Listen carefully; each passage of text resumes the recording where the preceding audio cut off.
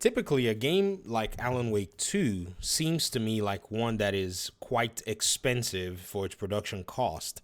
I think a game like that should have probably made all its money back in the first 6 months, but it took the game a little while. The game came out in 2023 and October of 2023, and it took it over a year for us to start seeing reports that the game has finally broken even and is now earning royalties. You go on Twitter, you see Wario64 say, Remedy, Alan Wake 2 sales exceeded 2 million units and the game started to accrue royalties. Now, as to when this happened, I guess it says Remedy has started to accrue royalties towards the end of Q4 2024. Then they talked about FBC Firebreak and a whole lot of things. And then Control is now in its second, it's now in the final production phase. And Max Payne 1 and 2, the remake is going steady across the production scope. Now, here's the thing. This game should have had no business being an Epic Games exclusive. There is something about goodwill from gamers that you can gain, especially on the side where you know that Steam is the way. Epic Games needs to dial into this particular paradigm of understanding that the reason why Epic Games is kind of in a position it is not because of the Epic Games Store. PlayStation carries Epic Games. So Epic Games needs to realize, like, okay, if we're going to be putting our games, in different places, we need to understand that sometimes some partnerships are necessary for these titles to thrive. And so a game like Alan Wake 2, yes, they funded the development. Yes, they hate Steam's 30%, but they gladly pay for PlayStations. So what is the deal? They gladly pay for Xboxes. So what's the deal?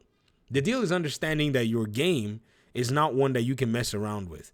Add to the whole controversy about the game with all of the, consultancy thing that was going on at the time with these consultancy firms basically going in and pretty much driving, according to people, what the decisions were. You already kind of started on a very weird foot with your own gaming base. So to be very honest, ladies and gentlemen, I can tell you for sure that this is very interesting. And, I'm not saying it's not peculiar. Games sometimes would take multiple years to make their monies back, but a game that already basically was a household name, especially when, the previous iteration had, for the most part, drawn and grown and cultivated an audience, it's weird that they made those decisions when it came down to it in terms of exclusivity.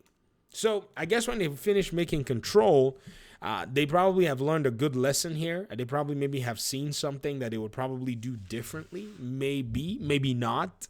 Maybe they're going to go ahead and even do the same thing with Control 2 and then the remakes for Alan Wake, for Max Payne 1 and 2. Who knows?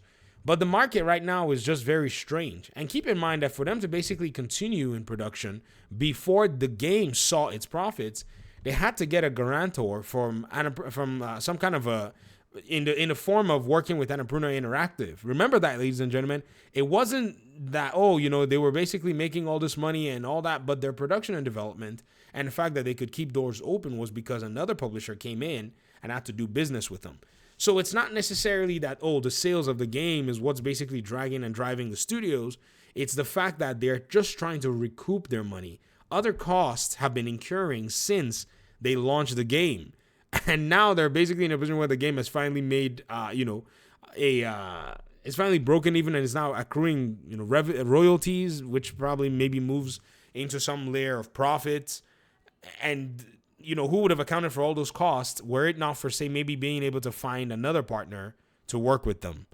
So the situation is not necessarily as, pretty as everybody might want to make it sound. Oh, you see, finally, no. There's still a lot of stuff that's going on, in this particular conversation.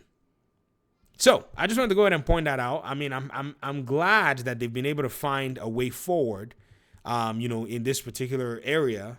And it's not easy out there, you got to give it up to those people who are pretty much doing their best to run these game development studios in the most independent way as they possibly can without selling it out to big corpo. Talk to me in the comment section. Thanks for watching the video. Peace out.